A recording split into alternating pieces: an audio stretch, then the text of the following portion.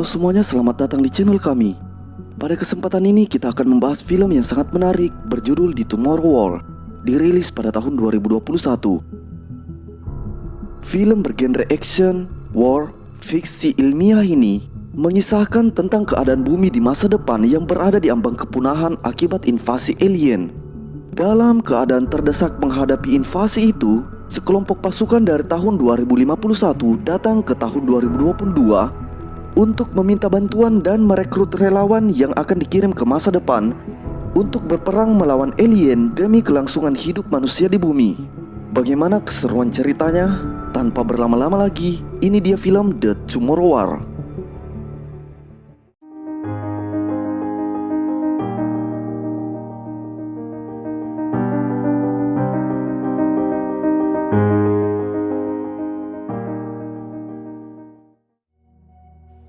Berlatar pada tahun 2022, diperlihatkan sebuah keluarga yang terdiri dari suami yang bernama Dan Foster, sang istri bernama Amy, dan anaknya bernama Murray Foster.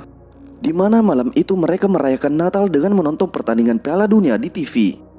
Namun, di tengah jalannya pertandingan, tiba-tiba hal aneh terjadi, di mana muncul sebuah portal yang membentang di tengah lapangan, dan di balik portal itu muncul pasukan bersenjata yang mengatakan bahwa mereka berasal dari masa depan.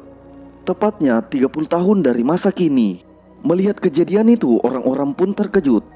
Lalu kapten dari pasukan itu berkata bahwa kehidupan manusia di masa depan berada di ambang kepunahan akibat invasi alien. Jadi ia meminta pertolongan manusia untuk berperang dan menjadi relawan untuk dikirim ke masa depan melawan alien. Dan manusia di masa kini adalah harapan terakhir manusia. 1 tahun kemudian setelah kejadian itu, pemerintah dunia telah membangun fasilitas teleportasi dan telah mengirim ribuan tentara ke masa depan untuk menghindari ancaman kepunahan manusia. Namun harapan itu seakan musnah karena dari ribuan tentara yang dikirim, hanya segelintir yang berhasil kembali dengan selamat. Hal itu membuat manusia di masa kini putus asa karena apapun usaha yang mereka lakukan saat ini, 30 tahun kemudian semuanya akan tetap musnah. Namun tidak dengan pemerintah yang berencana akan merekrut relawan di seluruh dunia. Hingga suatu hari Dan mendapat pesan bahwa dirinya telah terpilih menjadi relawan. Namun sebelum dikirim ke masa depan, kesehatan Dan terlebih dahulu diperiksa. Setelah itu petugas mengatakan bahwa Dan akan meninggal 7 tahun kemudian. Karena hal itu, ia pun memenuhi syarat untuk dikirim ke masa depan. Lalu petugas memasangkan alat di lengan Dan yang dapat mengirimnya ke masa depan dan akan otomatis mengembalikannya jika tenggat waktunya telah habis. Setelah itu Dan memberitahu istrinya bahwa dirinya terpilih menjadi relawan. Amy pun meminta Dan untuk tidak pergi karena khawatir Dan akan tewas di sana. Dan pun pergi menemui ayahnya yang merupakan seorang mekanik untuk meminta melepaskan alat itu dari lengannya. Ketika mereka telah bertemu, ternyata Dan dan ayahnya memiliki hubungan yang tidak begitu baik. Bahkan saat akan membuka alat itu, terjadi perkelahian di antara mereka. Dan pun pergi tanpa berhasil melepaskan alat itu dari lengannya. Ketika telah berada di rumahnya, Amy yang melihat alat itu masih ada di lengan Dan, meminta Dan untuk memberitahukan itu kepada anaknya. Dan pun menemui Murray dan mengatakan bahwa ia akan pergi berperang ke masa depan selama 7 hari saja. Keesokan harinya, Dan pergi ke markas militer untuk mengikuti wajib militer sebelum dikirim ke masa depan untuk berperang. Di sana, para relawan akan dibagi menjadi 2 kelompok, yaitu D-Force dan R-Force. Dan masuk ke tim Air Force bersama relawan yang bernama Charlie dan Dorian. Petugas selalu memberitahukan kelemahan alien berada di perut dan lehernya. Dan misi mereka di sana hanya 7 hari. Setelah waktunya habis, alat yang berada di lengan mereka akan otomatis membawa mereka ke masa kini jika selama 7 hari itu mereka masih hidup. Petugas di sana menjelaskan bahwa alien yang mereka sebut landak putih akan berhibernasi 1 kali dalam 1 minggu. Di waktu itulah kesempatan mereka untuk menyerang. Namun saat mereka sedang beristirahat, tiba-tiba alarm berbunyi. Lalu petugas memberikan perintah kepada mereka untuk bersiap karena lab penelitian terakhir diserang oleh para landak putih. Mereka kemudian dikumpulkan di bawah alat jumping untuk berteleportasi ke masa depan. Tujuan para relawan yang harusnya jatuh di perairan pantai Miami Namun pada saat mereka berteleportasi terjadi kesalahan koordinat.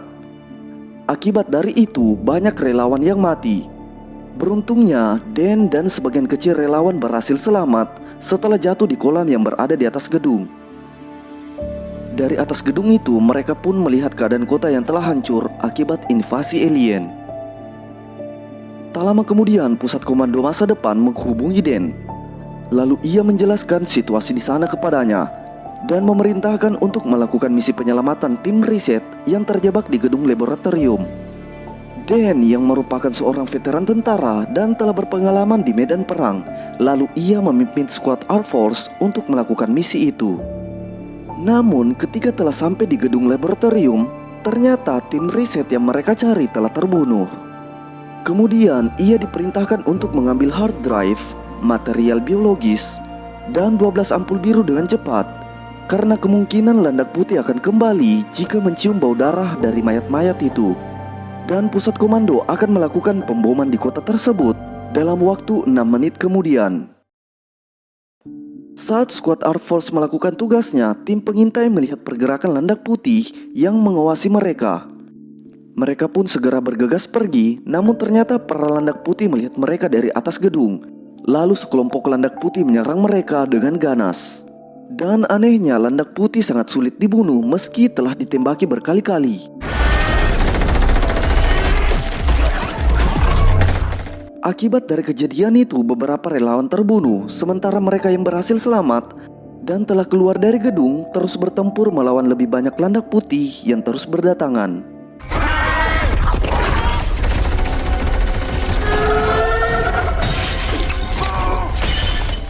Tiga mobil Jeep Recon Alpha yang datang untuk menjemput mereka diserang landak putih dan berhasil dikalahkan.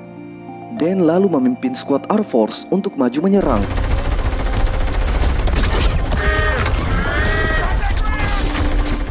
Namun mereka harus segera pergi dari sana untuk menghindari radius ledakan bom yang akan dijatuhkan Angkatan Udara.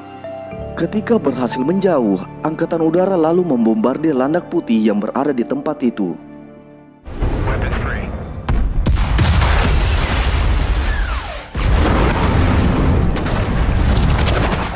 Setelah kejadian itu, Dan berhasil dievakuasi dan terbangun di sebuah barak yang berada di garda depan Porto Plata.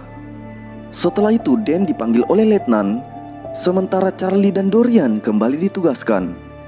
Ketika Dan telah bertemu dengan letnan, ternyata letnan itu adalah anak Dan, yaitu Murray Forrester.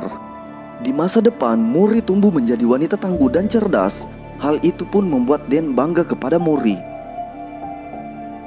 Kemudian mereka menuju ke tenda pusat. Di sana Dan diperlihatkan sarang landak putih. Dan puncak dari perkembangbiakan mereka adalah landak putih betina. Mereka telah menyebar toksin di tempat itu, namun ternyata landak putih betina kebal terhadap toksin. Mereka akan melakukan misi menangkap landak putih betina untuk meneliti formula toksin yang dapat membunuh para landak putih agar memutus rantai perkembangbiakan mereka. Dalam misi itu, Dan juga diikut sertakan untuk menangkap landak betina. Kemudian Dan dan pasukan garda terdepan bersiap menuju ke sarang landak putih tersebut. Dalam perjalanan, Murray menceritakan awal kemunculan landak putih kepada Dan. Para landak putih mendarat di tempat terpencil di Rusia untuk menghindari satelit dan radar. Namun setelah 3 tahun, mereka pun muncul menyerang Rusia dan berpindah menyerang benua-benua lainnya. Dalam waktu 3 tahun itu, populasi mereka berkembang sangat pesat. Setelah sampai di sarang, prajurit garda depan berusaha untuk menangkap landak putih betina. Namun mereka kesulitan menghadapinya. Melihat itu, Murray pun turun untuk membantu. Sementara itu Dan diperintahkan untuk tetap di helikopter untuk mengawasi sekitar. Tapi ketika melihat Murray dalam bahaya, Dan pun bergegas turun untuk membantu. Dan mereka pun berhasil menangkapnya.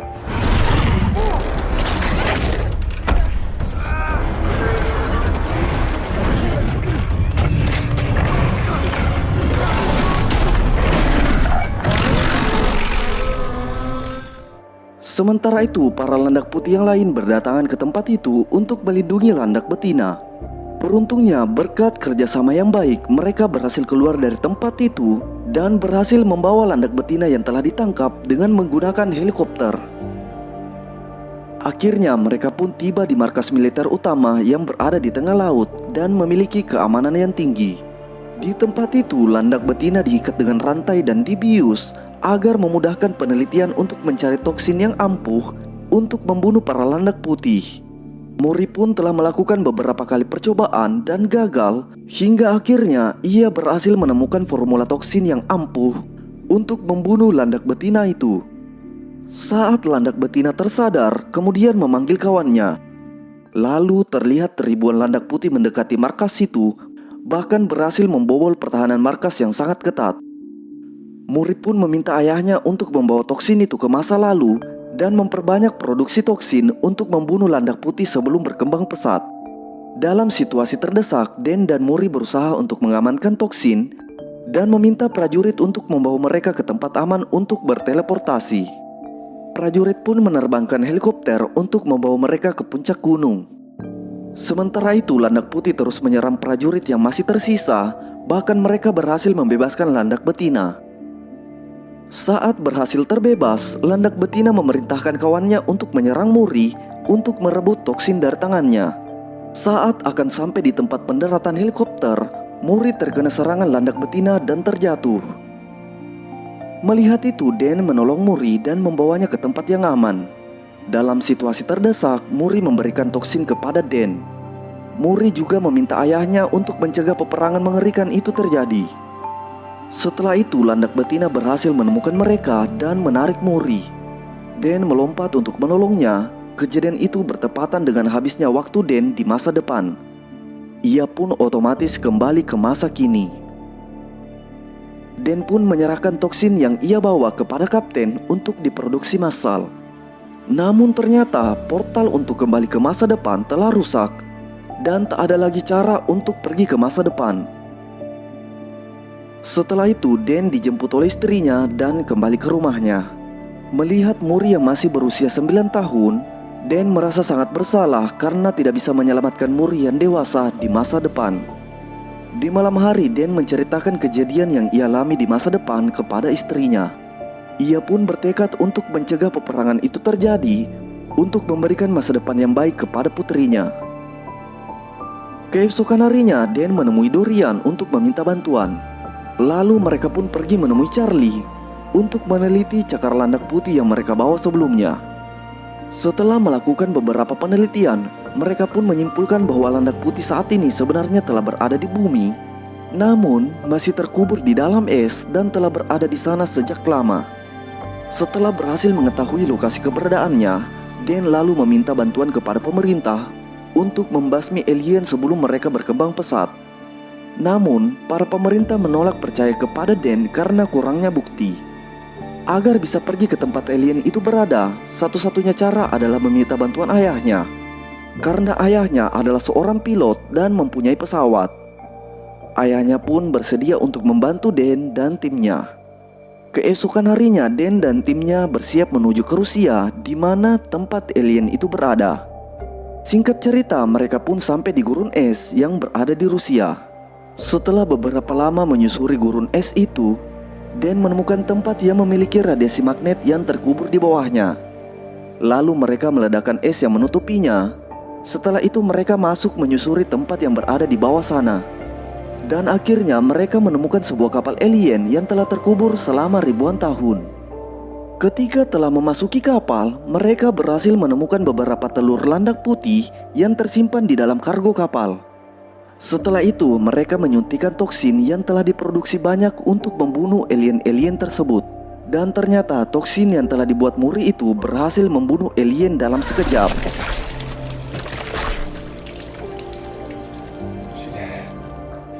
Namun, beberapa alien terbangun dan berhasil menetas sebelum mereka menyuntikkan toksin. Dan kini mereka berusaha menahan agar landak putih itu tidak keluar ke permukaan. Beberapa alien yang keluar dari kapal berhasil ditahan oleh ayah Den dan Charlie.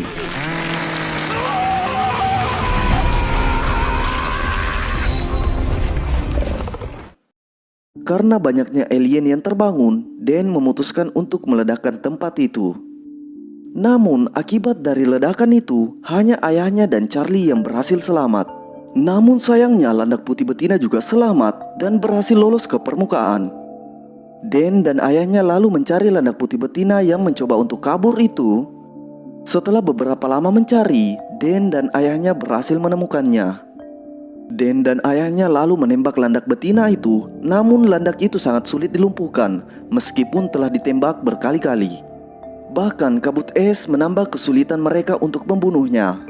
Dan ayahnya berjuang keras agar dapat membunuh landak betina itu hingga mereka kehabisan peluru.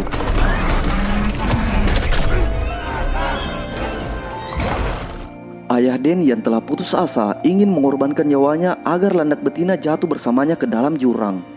Beruntung, Dan mencegah itu dan berhasil memasukkan toksin ke dalam tubuh landak betina itu. Lalu dengan sekejap toksin itu bereaksi bersamaan dengan jatuhnya landak betina itu ke dalam jurang dan hancur seketika.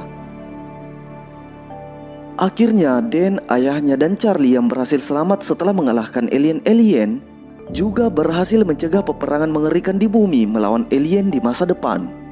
Dan film The Tomorrow War pun berakhir. Jika kalian suka filmnya, jangan lupa dukung channel ini dengan menekan tombol subscribe dan like videonya. Nantikan film-film menarik lainnya dan sampai jumpa.